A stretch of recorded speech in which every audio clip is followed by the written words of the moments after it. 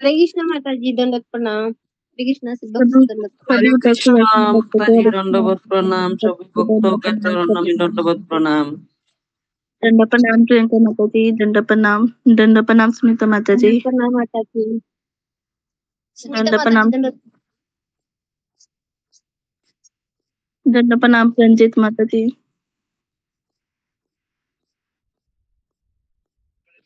माताजी, प्रांजित मेरा बेटा का नाम है, मेरा नाम कल्पना है। जी दंड प्रणाम अशोक चावला प्रभु जी। दोनों प्रणाम माता जी। हरे कृष्णा सभी भक्तों चौथे दोनों प्रणाम। हरे कृष्ण बाबू जी दान प्रणाम। हरे कृष्ण माता जी दान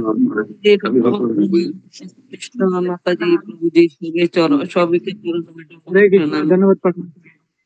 दोनों प्रणाम।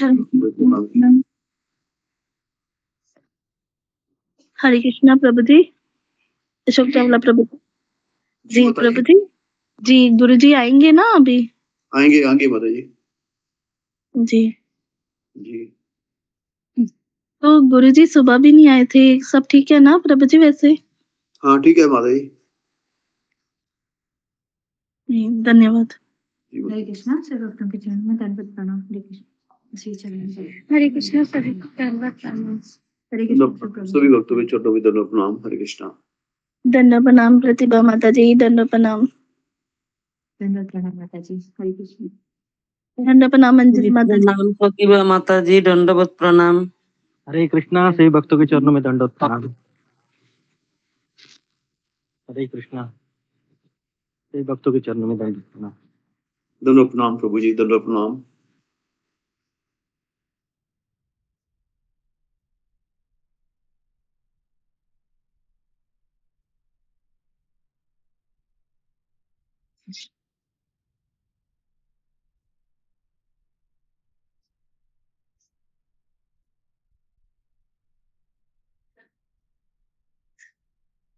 हरे कृष्णा सभी भक्तों को दंडवत प्रणाम, गुरु जी को दंडवत प्रणाम।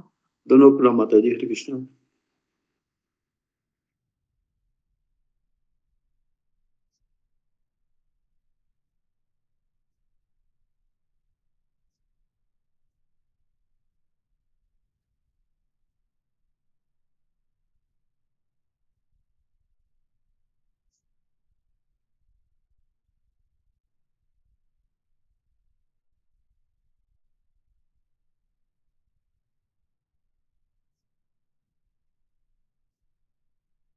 हरे कृष्णा गुरु जी दंडवत प्रणाम। हरे कृष्णा सभी भक्तों को दंडवत प्रणाम।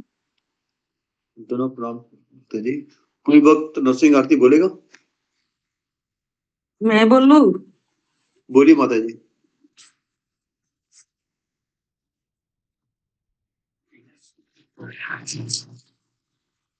नमस्ते नरसिंहाय, प्रह्लादलाददायिने, हिरण्यकशिक पूर्वक्षः, शिलाटाङ्कनकालये, एतो निसिंह परतो निसिंह,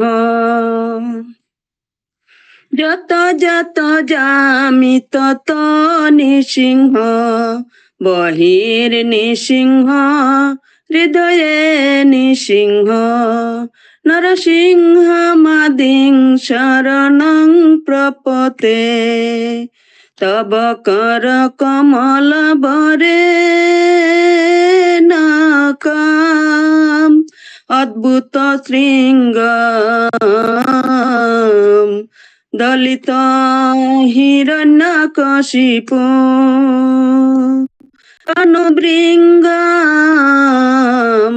কেশবদিত নরহরি রূপ, জয় জগদীশ হরে, জয় জগদীশ হরে, जय जगदीश हरे, केशवदित नर हरि रूप, जय जगदीश हरे, जय जगदीश हरे, जय जगदीश हरे, जय नृसिंहदेव नृसिंहदेव नृसिंहदेव, जय नृसिंहदेव, जय प्रहलाद महाराज प्रहलाद महाराज प्रहलाद महाराज, जय प्रहलाद महाराज, जय जय प्रभुपाद प्रभुपाद प्रभुपाद, जय जय प्रभुपाद, जय जय गुरुदेव गुरुदेव गुरुदेव, जय जय गुरुदेव, निताय गौर हरि बोल हरि बोल हरि बोल, निताय गौर हरि हरि बोल। हरे कृष्ण। हरि बोल। बहुत सुंदर माता जी, धन्यवाद, बहुत सुंदर। बोल बहुत हरि सुंदर बोल माता माता जी। जी, बहुत सुंदर। हरे कृष्णा रूबी माता जी, हरे कृष्णा। रूबी माता जी।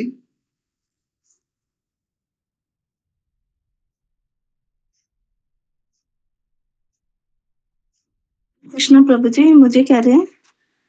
रूबी कुमारी माता जी को बुलाया मैंने।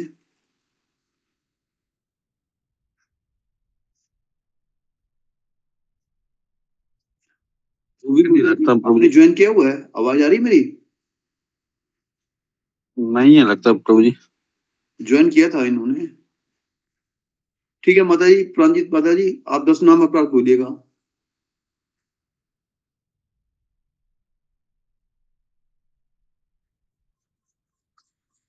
प्रभु जी, हमको तो बेंगुली आता है। प्रभु जी मैं बोलूं?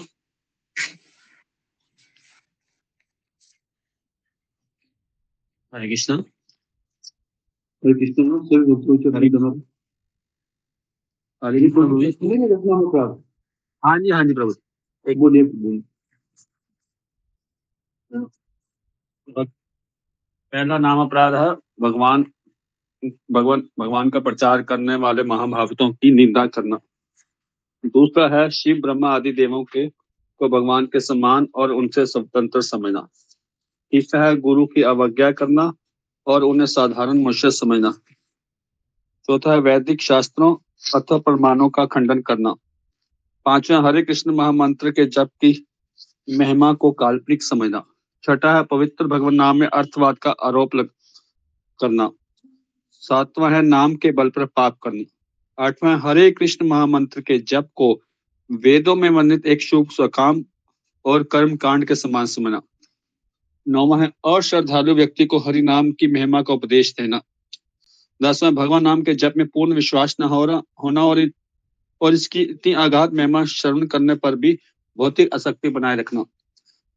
भगवान नाम का जप करते समय पूर्ण रूप से सावधान न रहना भी अपराध है। प्रत्येक वैष्णव भक्त को चाहिए कि इन 10 प्रकार के अपराधों से सदा बचकर रहे, ताकि श्री कृष्ण के चरण कमलों में प्रेम शीघ्र तथा शीघ्र जो मनुष्य जीवन का लक्ष्य है प्राप्त हो। हरे कृष्ण। धन्यवाद प्रभु जी, बहुत सुंदर, धन्यवाद। हरे कृष्णा। रूबी माता जी, हरे कृष्णा। आपने दोबारा ज्वाइन कर लिया? हरे कृष्ण प्रभु जी, दंडवत प्रणाम प्रभु जी। प्रणाम माता जी। सभी भक्तों को चरणों में दंडवत प्रणाम।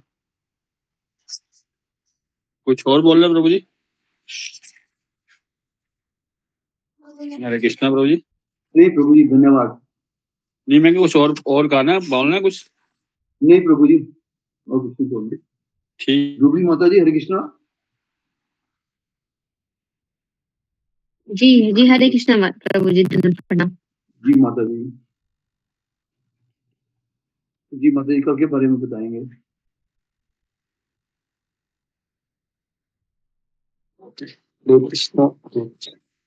दोनों प्रणाम गुरु जी, हरे कृष्णा। हरे कृष्णा गुरु जी। हाँ प्रभु जी, दोनों प्रणाम। हरे कृष्णा गुरु जी। हरे कृष्णा गुरु जी, दंडवत प्रणाम। हरे कृष्णा गुरु जी, दंडवत प्रणाम। हरे कृष्णा गुरु जी, प्रणाम। हरे कृष्णा गुरु जी। हरे कृष्ण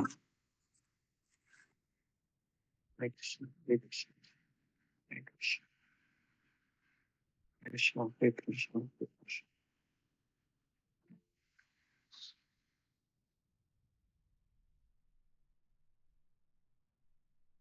ओम ज्ञानतिमिरान्धस्य ज्ञानाञ्जनशलाकया चक्षुरुन्मीलितं येन तस्मै श्री गुरुवे नमः। जय श्री कृष्ण चैतन्य प्रभु नित्यानंद श्री अद्वैत गदाधर श्रीवासादि गौर भक्त वृंद। हरे कृष्णा कृष्ण कृष्ण हरे हरे, हरे राम राम राम हरे हरे। हरे कृष्णा कृष्ण कृष्ण हरे हरे, हरे राम राम राम हरे हरे। हरे कृष्णा, सबका स्वागत है सत्र में। जी अशोक चावला प्रभु, कौन सा श्लोक चालू था? गुरु जी छठा देव का तात्पर्य पूरा नहीं हुआ था। जी एक श्लोक पढ़िए, अगला श्लोक। अध्याय 4 श्लोक 6। यद्यपि मैं जन्मा हूँ तथा अविनाशी हूँ और यद्यपि मैं समस्त जीवों का स्वामी हूँ, तो भी प्रत्येक युग में मैं अपने आदि दिव्य स्वरूप में प्रकट होता हूँ। तात्पर्य, भगवान ने अपने जन्म की विलक्षणता बताई है। यद्यपि वे सामान्य पुरुषों की भांति प्रकट हो सकते हैं, किंतु उन्हें विगत अनेक जन्मों की पूर्व स्मृति बनी रहती है, जबकि सामान्य मनुष्य को कुछ ही घंटे पूर्व की घटना स्मरण नहीं रहती। यदि कोई पूछे कि एक दिन पूर्व इस समय तुम क्या कर रहे थे, तो सामान्य व्यक्ति के लिए इसका तत्काल उत्तर दे पाना कठिन होगा। उसे इसका स्मरण करने के लिए अपनी बुद्धि को उड़ेलना पड़ेगा कि वह कल इस समय क्या कर रहा था। फिर भी लोग प्रायः अपने को ईश्वर या कृष्ण घोषित करते हैं। मनुष्य को ऐसी निरर्थक धारणाओं से भ्रमित नहीं होना चाहिए। अब भगवान दोबारा अपनी प्रकृति या स्वरूप की व्याख्या करते हैं। प्रकृति का अर्थ स्वभाव तथा स्वरूप दोनों है। भगवान कहते हैं कि वे अपने ही शरीर में प्रकट होते हैं। वे सामान्य जीव की भांति शरीर परिवर्तन नहीं करते। इस जन्म में बद्ध जीव का एक शरीर प्राप्त हो सकता है, तो अगले जन्म में दूसरा शरीर हो सकता है। भौतिक जगत में जीव का कोई स्थायी शरीर नहीं, अपितु वह एक शरीर से दूसरे में देहांतरण करता है। किंतु भगवान ऐसा नहीं करते। जब भी वे प्रकट होते हैं तो अपनी अंतरंगा शक्ति से वे अपने उसी हृदय शरीर में प्रकट होते हैं। दूसरे शब्द में श्री कृष्ण इस जगत में अपने आदि स्वरूप में दो भुजाओं वाले बांसुरी धारण किए अवतरित होते हैं। वे इस भौतिक जगत से निष्कुलशित रहकर अपने शाश्वत शरीर से प्रकट होते हैं। यद्यपि वे अपने उसी दिव्य स्वरूप में प्रकट होते हैं और ब्रह्मांड के स्वामी होते हैं, तो भी लगता है कि वे सामान्य भांति प्रकट हुए हैं। यद्यपि उनका शरीर भौतिक शरीर की भांति क्षीण नहीं होता, फिर ऐसा प्रतीत होता है कि भगवान कृष्ण बालपन से कुमारावस्था तथा कुमारावस्था से तरुणावस्था में प्राप्त करते हैं। किंतु आश्चर्य तो ये है कि वे कभी युवावस्था से आगे नहीं बढ़ते। कुरुक्षेत्र युद्ध के समय उनके अनेक पौत्र थे, या दूसरे शब्दों में वे भौतिक गणना के अनुसार काफी वृद्ध थे। वे 20-25 वर्ष के युवक जैसे लगते थे। हमें कृष्ण की वृद्धावस्था का कोई चित्र नहीं दिखता, क्योंकि वे कभी भी हमारे समान वृद्ध नहीं होते। यद्यपि वे तीनों काल में भूत, वर्तमान तथा भविष्य में सबसे वयोवृद्ध हैं। न तो उनका शरीर न ही बुद्धि कभी क्षीण होती है या बदलती है। तो यह स्पष्ट है कि इस जगत में रहते हुए भी वे उस जन्मा सच्चिदानंद रूप वाले हैं, जिनके दिव्य शरीर तथा बुद्धि में कोई परिवर्तन नहीं होता। वस्तुतः उनका आविर्भाव और तिरोभाव सूर्य के उदय और अस्त होने के समान है, जो हमारे सामने से घूमता हुआ हमारी दृष्टि से ओझल हो जाता है। होता है तो हम सोचते हैं कि सूर्य अस्त हो गया, और जब वह हमारे समक्ष होता है तो हम कहते हैं सूर्य क्षितिज में है। वस्तुतः सूर्य स्थिर है, किंतु अपनी पूर्ण एवं त्रुटिपूर्ण इंद्रियों के कारण हम सूर्य को उदय और अस्त होते परिकल्पित करते हैं। और चूंकि भगवान का प्रकाश है तथा तिरोधाम सामान्य जीव से भिन्न है, तब स्पष्ट है कि वे शाश्वत हैं, अपनी अंतरंगा शक्ति के कारण उन्होंने स्वरूप है और इस भौतिक प्रकृति द्वारा कभी कुशित नहीं होते। वेदों द्वारा भी पुष्टि की जाती है कि भगवान जन्मा होकर भी अनेक रूपों में अवतरित होते रहते हैं। वैदिक साहित्यों से भी पुष्टि होती है कि यद्यपि भगवान जन्म लेते प्रतीत होते हैं, किंतु तो भी वे शरीर परिवर्तन नहीं करते। केवल भागवत में वे अपनी माता के समक्ष नारायण रूप में 4 भुजाओं तथा षडाश्रयों से युक्त होकर प्रकट हुए। उनका अध्यक्ष रूप से प्रकाश है, उनकी अनैतिक कृपा है जो जीवों को प्रदान की जाती है, जिससे वे भगवान के यथा रूप में अपना ध्यान केंद्रित कर सके कि निर्विशेषवादी द्वारा मनोधर्म या कल्पनाओं पर आधारित रूप में। विश्व के अनुसार माया या आत्माया शब्द भगवान की अहेतुकी कृपा का सूचक है। भगवान अपने समस्त पूर्व अविर्भाव तिरोभाव से अवगत रहते हैं, किंतु सामान्य जीव को जैसे नवीन शरीर प्राप्त होता है, वे अपने पूर्व शरीर के विषय में सब कुछ भूल जाते हैं। वे समस्त जीवों के स्वामी हैं, क्योंकि इस धरा पर रहते हुए वे आश्चर्यजनक मानवीय लीलाएं करते रहते हैं। अतः भगवान निरंतर वही परम सत्य रूप है और उनके स्वरूप तथा आत्मा में या उनके गुण तथा शरीर में कोई अंतर नहीं होता। अब यह प्रश्न किया जा सकता है कि इस संसार में भगवान क्यों अभिभूत या तिरोभूत होते रहते हैं। अगले श्लोक में इसकी व्याख्या की जाएगी। जी गुरु जी, दंडवत प्रणाम। हरे कृष्णा। हरे कृष्ण। तो हम भगवत गीता का 8वां श्लोक का तात्पर्य पढ़ रहे हैं। जी, आवाज सुनाई दे रहा मेरा? अशोक चावला। जी गुरु जी। ओके। तो जी, तो श्लोक क्रमांक 5 से लेके श्लोक क्रमांक 10 तक भगवान श्री कृष्ण के अवतरण का दिव्य स्वभाव बताया गया है।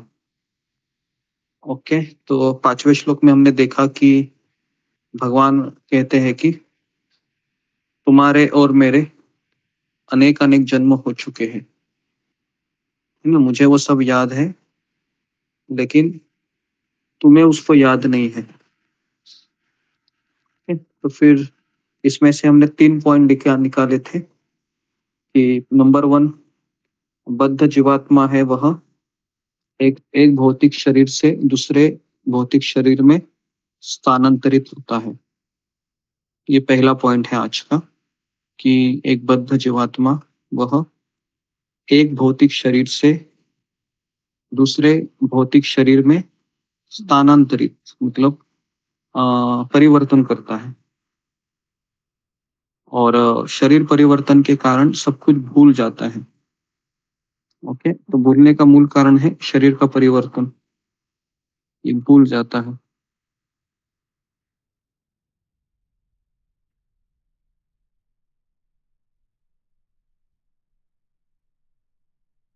दूसरा है कि अर्जुन जैसे कृष्ण के शाश्वत भक्त भी उनके साथ प्रकट होते हैं। जब जब भगवान कृष्ण इस संसार में आते हैं तो उनके साथ अर्जुन जैसे भक्त भी उनके साथ प्रकट होते हैं। प्रकट होने का मूल कारण है कि अपनी लीलाओं के उद्देश्य को वो पूरा करने के लिए भगवान के साथ आते हैं। अर्जुन है, भीम है, युधिष्ठिर महाराज है, नकुल है, सहदेव है, या द्रौपदी है, कुंती महारानी है, ये जितने भी भगवान के भक्त हैं वह उनके साथ प्रकट होते हैं। तो भगवान अकेले नहीं आते हैं, भगवान के साथ ये सारे भक्त प्रकट होते हैं, मतलब अवतरित होते हैं। तो इसके लिए भगवान के भक्त का भी कभी मृत्यु नहीं होता है, उनका भी आविर्भाव और तिरोभाव होता है। आविर्भाव मतलब अवतरित होना और तिरोभाव मतलब अप्रकट होना।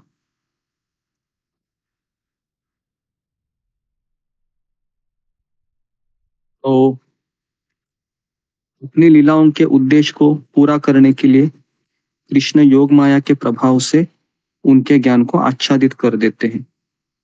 जी, तो जब जब भगवान के शुद्ध भक्त उनके साथ आते हैं तो वे भूल जाते हैं कि कृष्ण भगवान है। ये वैसा होता है ताकि वह उनकी लीलाओं में सहायता कर सके।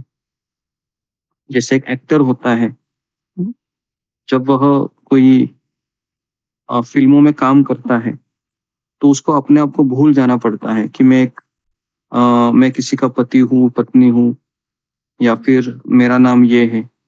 जब उस किरदार को निभाता रहता है तो उसको उस किरदार में घुसना पड़ता है ना। तो उसी तरीके से अर्जुन है, फिर ये युधिष्ठिर महाराज है, पितामह भीष्म है। तो भगवान की जो योग माया शक्ति है इनके ज्ञान के ऊपर आच्छादित हो जाती है। आच्छादित का अर्थ है कि उनके ज्ञान को वह ढक देती है, ये कृष्ण ही भगवान है करके। तो इसका और एक उदाहरण है यशोदा मैया। जब यशोदा मैया कृष्ण को कहती है मुंह खोलो करके, तो यशोदा मैया कृष्ण के मुंह में पूरा ब्रह्मांड दिखती है न? और वो ये भूल भी जाती है कृष्ण है वो मेरे पुत्र भगवान है। वो यही समझते हैं कि कृष्ण मेरे पुत्र है। तो इस तरीके से योग माया ये भगवान की अंतरंगा शक्ति है। ठीक है, तो ये क्या करती है, अंतरंगा शक्ति भगवान की महानता को छिपा देती है। क्यों छिपा देती है, क्या कारण हो सकता है?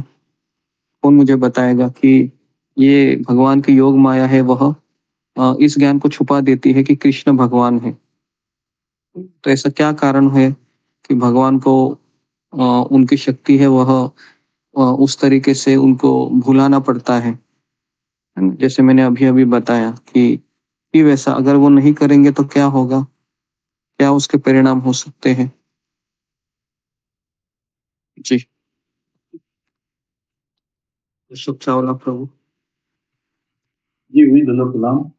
जी गुरु जी, अगर उन्हें याद रहेगा कि ये बच्चा भगवान है या कृष्ण भगवान है तो वो लीलाएं नहीं कर पाएंगे, वो संकोच करते रहेंगे, ये भगवान है मेरे से कोई अपराध ना हो जाए, कुछ होना है तो वो खुल के ना वो उसमें वो भाव नहीं आता।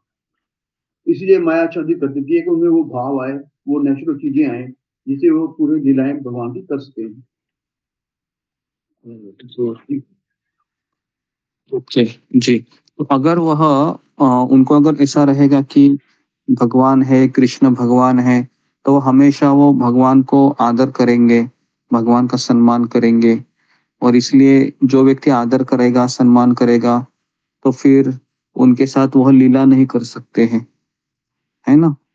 जैसे अर्जुन है वो भगवान के साथ उठता था, खाता था, पीता था, है ना, उनके साथ घूमता था, दोनों एक ही बेड पे सोते थे भगवान और अर्जुन। तो अर्जुन के ज्ञान को योग माया है वो आच्छादित करती है ना। तो मेरा अगला प्रश्न है, लिखिए कि योग माया और महामाया में क्या फर्क है।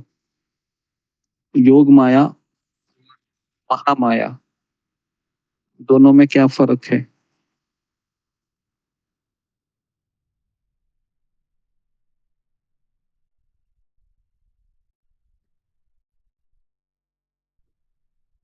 योग माया और महामाया में क्या फर्क है जी, बताइए, फिंगर को रेज कीजिए। किसे कहते हैं योग माया और किसे कहते हैं महामाया।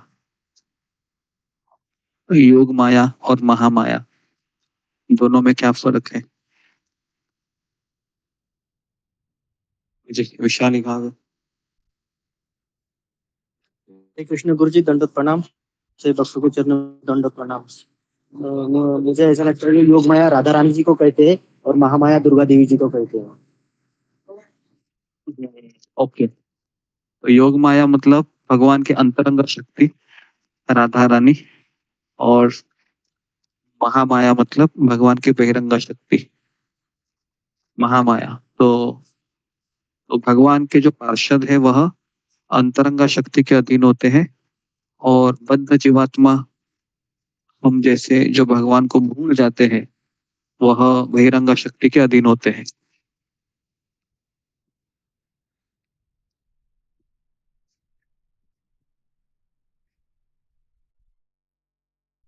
ठीक है, तीसरा पॉइंट है कि सर्वोच्च भगवान कृष्ण विभिन्न अवतारों में अवतरित होते हैं, लेकिन उनके सच्चिदानंद शरीर को नहीं बदलते हैं। तो भगवान जब भी आते हैं अपने शरीर को कभी नहीं बदलते वो, है ना।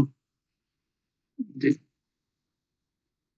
भगवान का शरीर और भगवान एक ही है।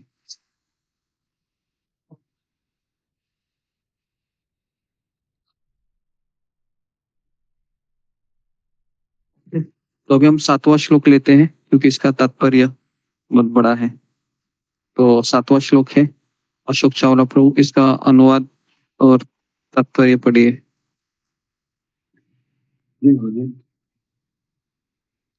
यदा यदा हि धर्मस्य ग्लानि भवति भारत अभ्युत्थानम् अधर्मस्य तदात्मानं सृजाम्यहम्। हे भरतवंशी, जब भी और जहां भी धर्म का पतन होता है और अधर्म की प्रधानता होने लगती है, तब तक मैं अवतार लेता हूँ। यहाँ पर सृजामी शब्द महत्वपूर्ण है। सृजामी शब्द के अर्थ में नहीं, सृष्टि के अर्थ में नहीं प्रयुक्त हो सकता, क्योंकि पिछले श्लोक के अनुसार भगवान के स्वरूप या शरीर की सृष्टि नहीं होती, क्योंकि उनके सारे स्वरूप शाश्वत रूप से विद्यमान रहने वाले हैं। अतः सृजामी का अर्थ है कि भगवान स्वयं यथा रूप में प्रकट होते हैं। यद्यपि भगवान कार्यक्रम क्रमानुसार ब्रह्मा के एक दिन में, 7वें मनु के 28वें युग में, द्वापर के अंत में प्रकट होते हैं, किंतु वे इस नियम का पालन करने के लिए बाध्य नहीं है, क्योंकि वे स्वेच्छा से कर्म करने के लिए स्वतंत्र हैं। अतः जब भी अधर्म की प्रधानता तथा धर्म का लोप होने लगता है, तो वो स्वेच्छा से प्रकट होते हैं। धर्म के नियम वेदों में दिए गए हैं, और यदि इन नियमों के पालन में कोई त्रुटि आती है तो मनुष्य अधर्मिक हो जाता है। श्रीमद् भगवत में बताया गया है कि ऐसे नियम भगवान के नियम हैं, केवल भगवान ही किसी धर्म की व्यवस्था कर सकते हैं। वेद भी मूलतः ब्रह्मा के हृदय से भगवान द्वारा उच्चारित माने जाते हैं। धर्म के नियम भगवान के प्रत्यक्ष आदेश हैं। धर्म को साक्षात भगवत प्रणीतम, भगवत गीता में अद्योपांत इन्हीं नियमों का संकेत है। वेदों का उद्देश्य परमेश्वर के आदेशानुसार ऐसे नियमों की स्थापना करना है, और गीता के अंत में भगवान स्वयं आदेश देते हैं कि सर्वोच्च धर्म उनकी ही शरण ग्रहण करना है। वैदिक नियम जी को पूर्ण शरणागति की ओर अग्रसर कराने वाले हैं, और जब भी असुर द्वारा इन नियमों में व्यवधान होता है, तभी भगवान प्रकट होते हैं। श्रीमद् भागवत पुराण में से हम जानते हैं कि बुद्ध कृष्ण के अवतार हैं, जिनका प्रादुर्भाव उस समय हुआ जब भौतिकवादी का बोलबाला था, और भौतिकवादी लोग वेदों को प्रमाण मानकर बनाकर उसकी आड़ ले रहे थे। यद्यपि वेदों में विशिष्ट कार्यों के लिए पशु बलि के विषय में सीमित विधान थे, किंतु असली प्रवृत्ति वाले लोग वैदिक नियमों का संदर्भ दिए बिना पशु बलि को अपनाए हुए थे। भगवान बुद्ध इस आचरण को रोकने तथा हिंसा के वैदिक नियमों की स्थापना करने के लिए प्रेरित हुए हैं। अतः भगवान के प्रत्येक अवतार का विशेष उद्देश्य होता है, और इन सब का ओके, अशोक चावला प्रभु रुक जाइए आप। हरे कृष्णा। तो अभी हम 7वें श्लोक का प्रसिद्ध श्लोक है ये। यहाँ पर अभी कृष्ण अर्जुन को बता रहे हैं कि मैं इस संसार में क्यों आता हूँ, है ना। तो यहाँ पर 2 कारण लिखे हैं।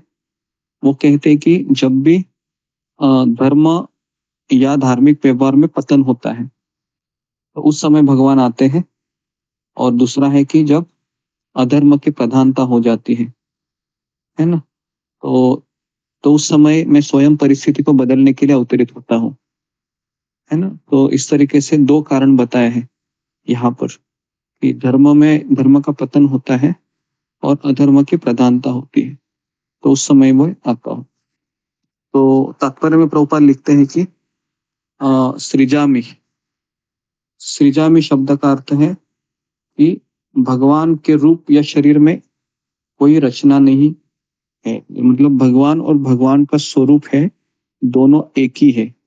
जैसे हम जब भगवान श्री कृष्ण के स्वरूप को देखते हैं, उन्होंने मोर मुकुट पहना है, गले में वैजंती माला है, उन्होंने अपने होठों में बांसुरी को लगाया है, और उन्होंने त्रिभंग 3 बाजों में उनका झुकाव है। ऐसे जब हम स्वरूप को देखते हैं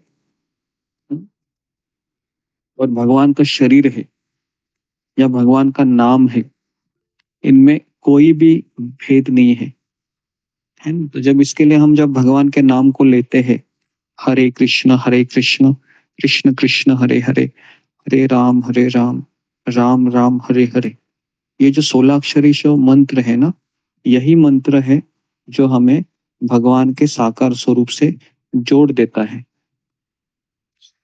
तो भगवान का नाक, भगवान के कान, भगवान की आंखें, भगवान के हाथ, भगवान के पैर, ये सारे भगवान के जो इंद्रिय है, ये सारे इंद्रिय कोई भी इंद्रियों का कार्य कर सकते हैं। तो अभी मेरा यहाँ पर सवाल है कि हम जब आध्यात्मिक जगत में जाएंगे और हमें जो शरीर प्राप्त होगा, क्या वो भी शरीर कुछ ऐसे ही होगा या भगवान को ही वो अधिकार है? क्या क्या आपको समझ में आ रहा है? फिंगर को रेज कीजिए।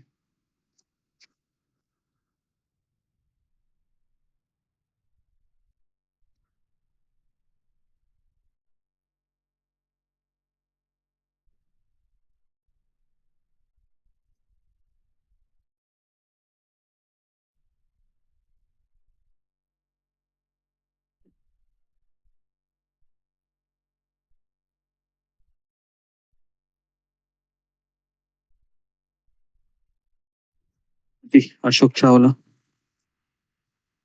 जी गुरु जी, बहुत अंतर है गुरु जी। हम सेवक हैं और सेवक ही बने रहेंगे, वो स्वामी है और स्वामी रहेंगे। शरीर चाहे वैसा है जैसा हो, चाहे हम भी 4 भुज वाले, वहां पे सारे 4 भुजों वाले हैं, और वो एक सेवक है भगवान के। उनमें इतनी शक्ति नहीं है कि भगवान का कार्य अपने आप वो कर सके। जी, तो हमारा जो स्वरूप है वह सच्चिद आनंदमय है। सच्चिद आनंदमय का अर्थ है कि भगवान के जैसा ही हमारा स्वरूप होता है ना। भगवान का शरीर भी सच्चिद आनंदमय होता है, हमारा भी शरीर सच्चिद आनंदमय होता है।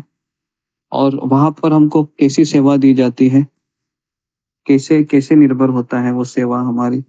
फिंगर को रेज कीजिए। हम जब इस संसार से चले जाते हैं तो किस तरह से हमें वहां पर हमारा सफर होता है, किस तरह से हम आध्यात्मिक जगत में लैंड अप करते हैं? तो इसके बारे में मैंने कई बार बताया था कि हम जब यहाँ से शरीर छोड़ते हैं तो किस तरह से हम वहां पर हमारा सफर होता है। जी, रूबी कुमारी। हरे कृष्णा गुरु जी, धन्यवाद प्रणाम। सभी भक्तों को धन्यवाद प्रणाम। गुरु जी, हम जब हमारा आध्यात्मिक जो हमारा शरीर होता है, तो वो पहले ना एक ऐसी ब्रह्मांड में जाएगा जहाँ पर कृष्ण की लीलाएं चल रही होती है। वहां पर हमें ट्रेनिंग दिया जाएगा। उसके बाद हमें वहां पर जहाँ पर भगवान का धाम है, तब हम वहां पर एंटर करेंगे। फिर वहां पर हमें सेवाएं गुरु के द्वारा मिलती है। हरे कृष्ण गुरु जी। जी, तो वहां पर भी हमको सेवा है, वह जो हमारा डेजिग्नेशन है या जो हमारा स्वरूप है ना, उसके अनुसार ही हमको वहां पर सेवा दी जाएगी, है ना। तो तो इसके लिए लेकिन हमें यहाँ पर ट्रेनिंग होना चाहिए। तो कौन सा ट्रेनिंग हम यहाँ पर ले रहे हैं, कौन बताएगा मुझे? हम यहाँ पर रहते हुए कौन सा प्रशिक्षण ले रहे हैं अभी? क्या हमारे जीवन का गोल है? कौन सा प्रशिक्षण अभी हम यहाँ पर ले रहे हैं? जी, रीना सिंह। हरे कृष्णा प्रणाम गुरुदेव, सभी भक्तों को प्रणाम। गुरुदेव, हम लोग यहाँ प्रशिक्षण ले रहे हैं दास बनने का, क्योंकि जीवेर स्वरूप है कृष्ण नित्य दास, तो उसका हम प्रशिक्षण ले रहे हैं, विनम्रता और कृतज्ञता का जो प्रशिक्षण ले रहे हैं गुरुदेव। हरे कृष्णा गुरुदेव। Very good. तो ये इसका उत्तर है। सब लोग लिखिए इस प्रश्न उत्तर को, है ना। अभी मैंने जितने भी प्रश्न पूछे हैं 2-3 मिनट पहले, सारे प्रश्न आप लिखिए। और इसका उत्तर भी यही है कि हम यहाँ पर सेवक बनने का ट्रेनिंग ले रहे हैं। सेवक का अर्थ है आज्ञाओं को फॉलो करना, ठीक है, ब्रैकेट में लिखिए। तो सेवक और स्वामी में केवल एक ही अंतर है, वो है आज्ञाओं को स्वीकार करना और आज्ञाओं को पूरी निष्ठा से जीवन के अंतिम समय तक फॉलो करना। परिस्थिति है उसके परिस्थिति के अधीन साधक कार्य नहीं करता है, वह परिस्थिति के ऊपर जाकर और आज्ञाओं को स्वीकार करते हुए आगे बढ़ता हुआ फिर वो निकल जाता है इस संसार के जो पंच महाभूत है और मन बुद्धि अहंकार द्वारा इस ब्रह्मांड को जिस तरह से इस ब्रह्मांड के ऊपर जो आवरण है उसको भेद कर चला जाता है वो। और सबसे बड़ा आवरण कौन सा है? लिखिए अहंकार का आवरण सबसे बड़ा है, क्योंकि वो अपने आप को जो आइडेंटिटी है उसको आगे नहीं आ सकता। वो यही समझता है कि मैं जीवात्मा नहीं हूँ, मैं ये हूँ, मैं वो हूँ।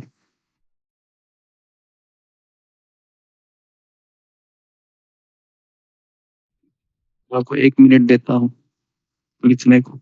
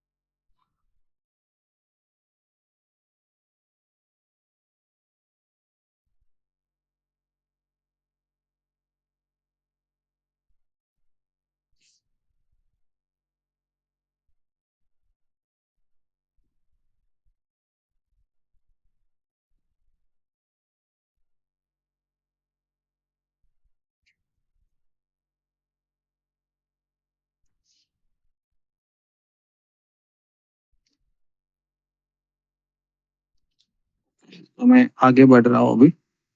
तो जी, तो इसका उत्तर है कि हमारा शरीर भी सच्चिदानंद में होता है।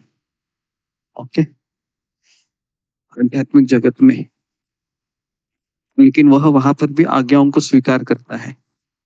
जैसे भगवान वहां पर जब कोई भी आज्ञा देते हैं तो वहां पर जीवात्मा फॉलो करता है उसको। ओके, तो इस प्रश्न का उत्तर जरूर लिखिए कि हम यहाँ पर सेवक बनने का प्रशिक्षण ले रहे हैं। सेवक का अर्थ है कि मैं किसी भी 24 घंटे में कौन सा भी समय में मैं खड़ा रहूंगा। शिल प्रभुपाद जी के जो व्यक्तिगत सेवक है उनका नाम है श्रीत कीर्ति प्रभु। तो श्रीत कीर्ति प्रभु हमेशा शिल प्रभुपाद जी की सेवा में लगे रहते थे। और शिल प्रभुपाद जी भोर में 1 बजे उठते थे, 1:30 बजे। और शिल प्रभुपाद जी वहां पर घंटी मारते थे, बेल मारते थे, टिंग टिंग टिंग टिंग करके। और फिर वो श्रुत कीर्ति प्रभु उस समय सोए रहते थे, रात को 1:30 बजे, 2 बजे, 1 बजे, है ना। तो वहां पर वो तुरंत वह घंटी का आवाज सुनकर वहां पर आते थे और नींद में ही रहते थे वो। और शिला प्रभुपाद जी को दंडवत प्रणाम करते थे इतनी रात को, 1:30 बजे, 2 बजे। और कहते थे कि प्रभुपाद जी बताइए मैं आपकी क्या सेवा करूं। इसको कहते हैं सेवक। तो ये उदाहरण भी आप लिखिए जरा, ये उदाहरण हमको प्रेरणा देगा, ये श्रीत कीर्ति प्रभु का, है ना। रात को 1:30 बजे, 1 बजे, 2 बजे, है ना, कॉल करते थे शिला प्रभुपाद जी उनको घंटी बजाकर। और ये सारे सेवक है प्रभुपाद जी के लिए आते थे। और एक उदाहरण आप लिखिए, दूसरा उदाहरण लिखिए कि जब जुहू में शिला प्रभुपाद जी ने जगह ली थी। पहले आप इसको लिखिए फिर मैं आपको बताता हूँ।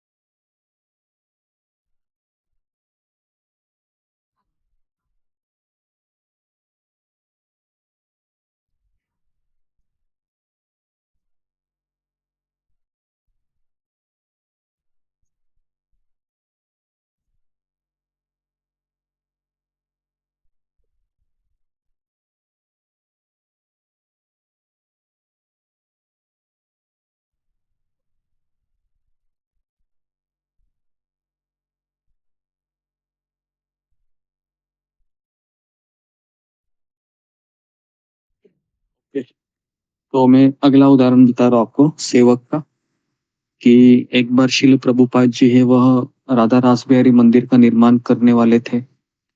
1973-74 की बात है ये।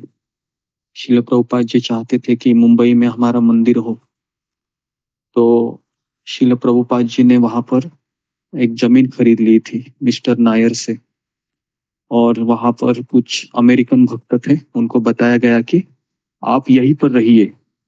वहां पर कोई सुविधा नहीं थी, म्युनिसिपालिटी का पानी कभी आता था कभी नहीं आता था, वहां पर चूहे घूमते थे, और मच्छर है वो इतने काटते थे वहां पर कि इस तरह से तो वो लोग वहां पर रह रहे थे। तो उनको सुबह 4 बजे उठना पड़ता था, 4:30 बजे मंगल आरती होती थी, और रात को नींद नहीं आती थी क्योंकि खटमल है, चूहे हैं, मच्छर है, उनको काटते थे, वहां का पानी भी खराब होता था।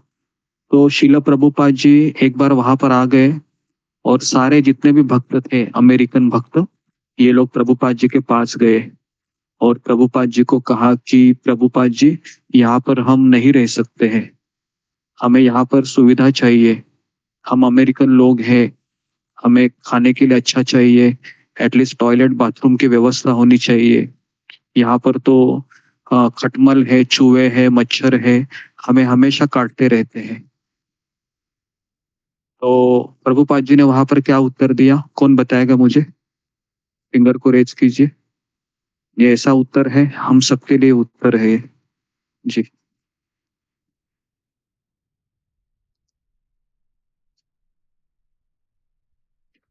जी, तो यहाँ पर प्रभुपाद जी ने क्या उत्तर दिया था?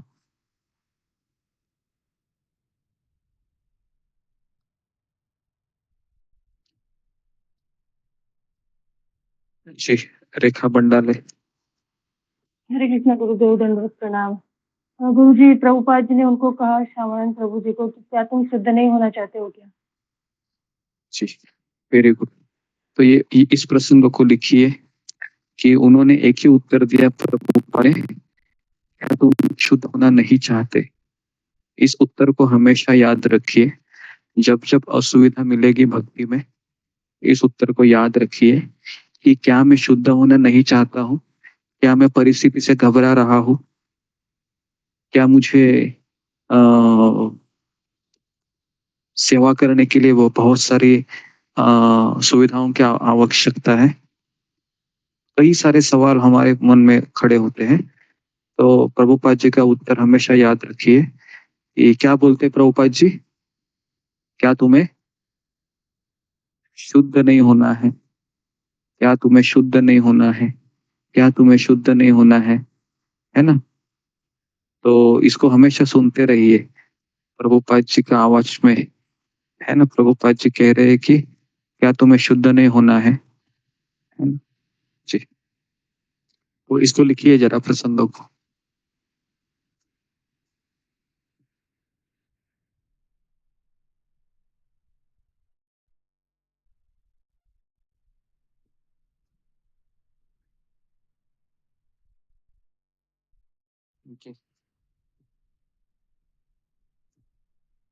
जी, सबने कितने लोग लिख रहे हैं? फिंगर को रेस कीजिए।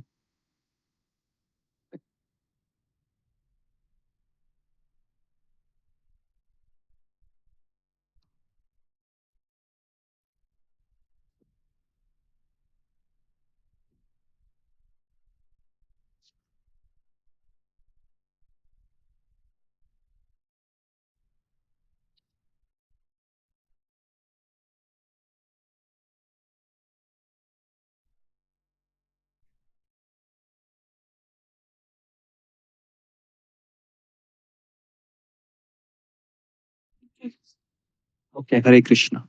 अभी मैं तीसरा प्रसंग आपको सुनाने जा रहा हूँ प्रभुपाद जी का, कि एक शाम को शिला प्रभुपाद जी कक्षा में बैठकर जप कर रहे थे, और वे अपने शयन कक्ष में थे, और भक्तिचारू महाराज कह रहे थे कि मैं बहुत ऊंचे स्वर में जप कर रहा था, हरे कृष्ण कृष्ण कृष्ण हरे हरे, हरे राम राम राम हरे हरे, है ना? और मैं सोच रहा था कि प्रभुपाद जी मेरा आवाज सुनकर बहुत प्रसन्न होंगे, है ना? लेकिन थोड़े ही समय के बाद उन्होंने मुझे बुलाकर कहा इतने जोर से जप मत करो, मुझे परेशानी हो रही है।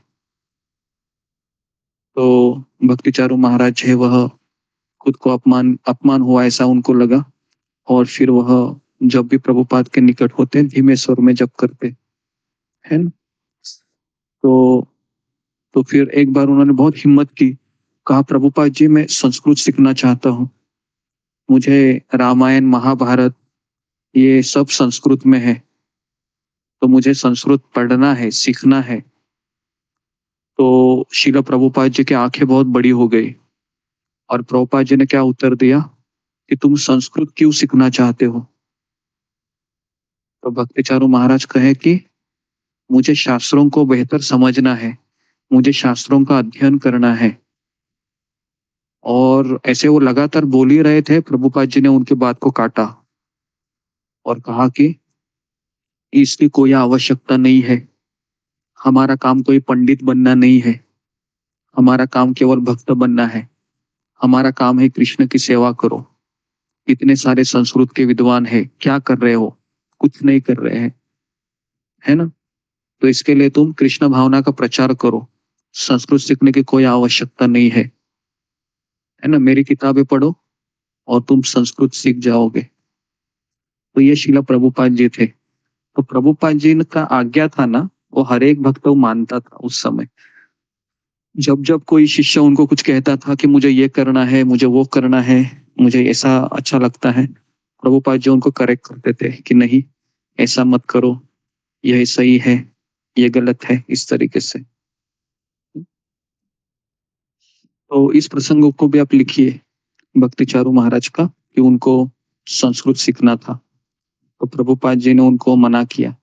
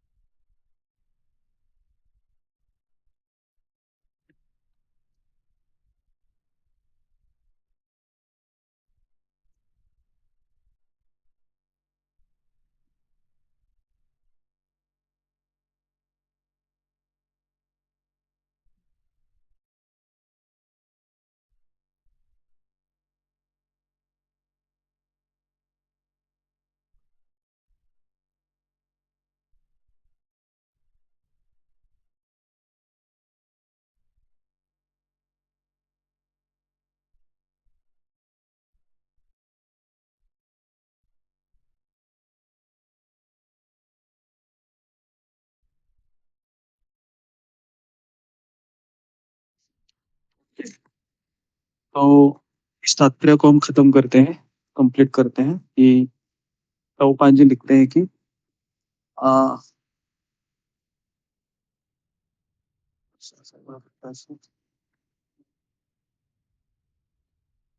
प्रभुपाद कहते हैं कि जब भी अधर्म की प्रधानता होती है वह प्रकट होते हैं, है ना।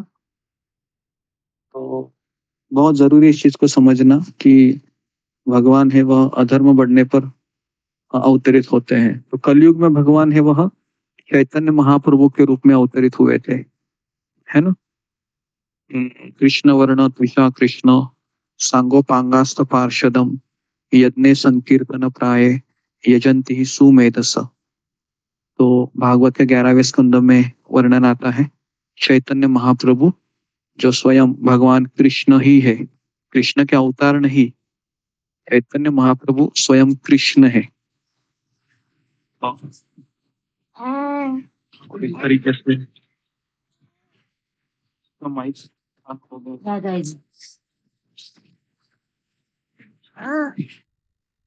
सब लोग अपने कैमरा को ऑन रखिए। तो ओके, तो इस तरीके से शिला प्रभुपाद जी है वो हमेशा यही कहते थे कि चैतन्य महाप्रभु स्वयं कृष्ण है, स्वयं कृष्ण है, और कलयुग में भगवान है वह हरि नाम के रूप में अवतरित हुए हैं। हरि नाम, हरे कृष्ण कृष्ण कृष्ण हरे हरे, हरे राम राम राम हरे हरे।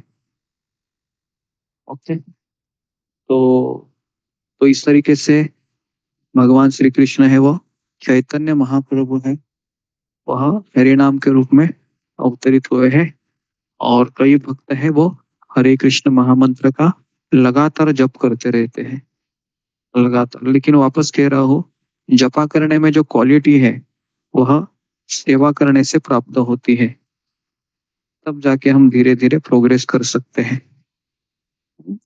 तो अगला श्लोक है, अ, अगला श्लोक क्या है, पढ़िए जरा अशोक श्रावण प्रभु।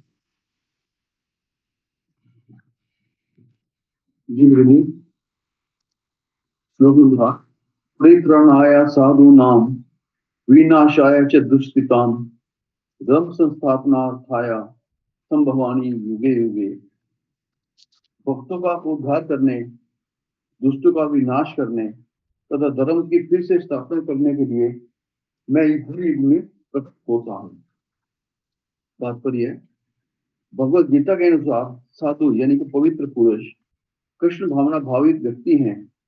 तो धार्मिक लगने वाले व्यक्ति में भी यदि पूर्ण कृष्ण चेतना हो तो उसे साधु समझना चाहिए।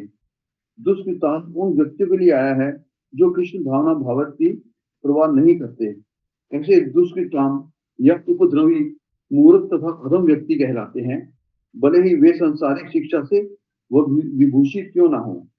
इसके विपरीत यदि कोई 100% कृष्ण भावनामृत में लगा रहता है तो वह विद्वान या सुसंस्कृत न भी हो फिर भी वह साधु माना जाता है।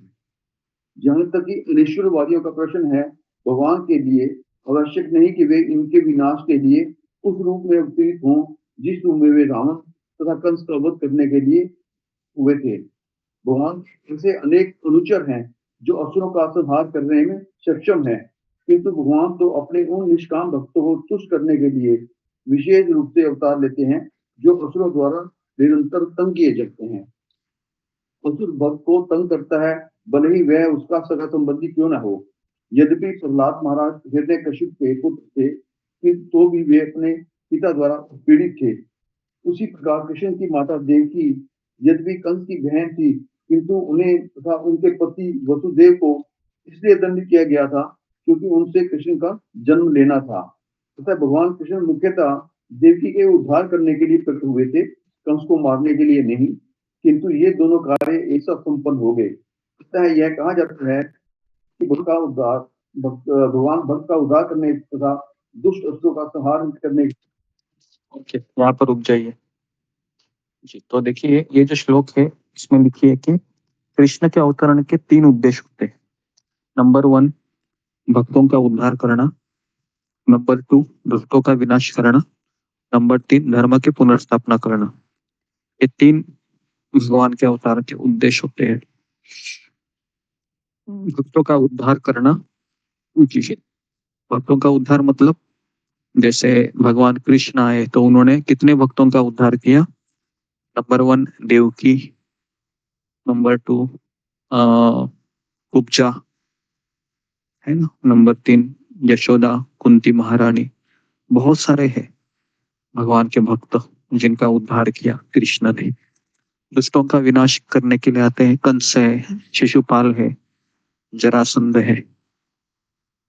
और धर्म की पुनर्स्थापना मतलब युधिष्ठिर महाराज को राजगद्दी पे बिठाया, है ना। तो ये 3 कारण है भगवान के आने के। धर्म की पुनर्स्थापना में लिखिए युधिष्ठिर महाराज को राजगद्दी पे बिठाया।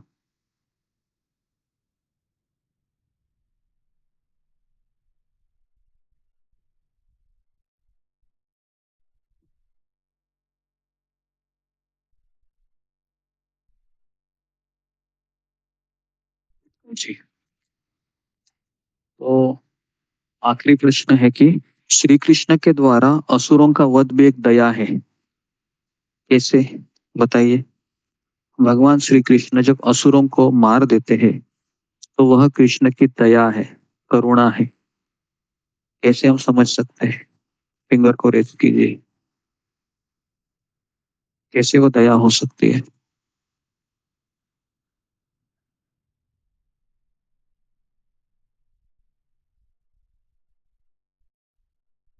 जी, ओके, जागरूकता।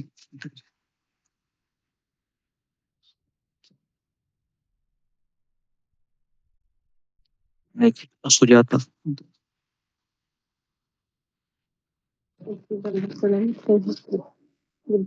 जब अक्षरों को जब असुरों ने भगवान के हाथ मारे जाते हैं तो उनको उच्चतर गति प्राप्त होता है, तो वो स्थायी जो मुक्ति प्राप्त होते हैं, इसलिए वो अभिशाप के आशीर्वाद। तो इसमें उत्तर लिखिए कि भगवान जब कंस को मारते हैं, असुरों को मारते हैं, तो उनको मुक्ति प्राप्त होती है। तो इसके लिए वो भगवान की दया है,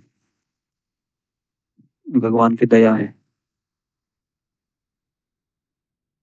ओके, ठीक है। तो यहाँ पर मैं रुकता हूँ। किसी को कुछ प्रश्न है तो फिंगर को रेस कीजिए, नहीं तो यहाँ पर हम विराम देते हैं। गुरु जी की चरण दंडवत प्रणाम, माता जी की चरण दंडवत। ओके, तो यहाँ पर हम रुकते हैं। आप सबका बहुत बहुत धन्यवाद। श्रील प्रभुपाद की जय, गुरुदेव की जय। कल एकादशी है। हरे कृष्ण हरे कृष्णा। हरे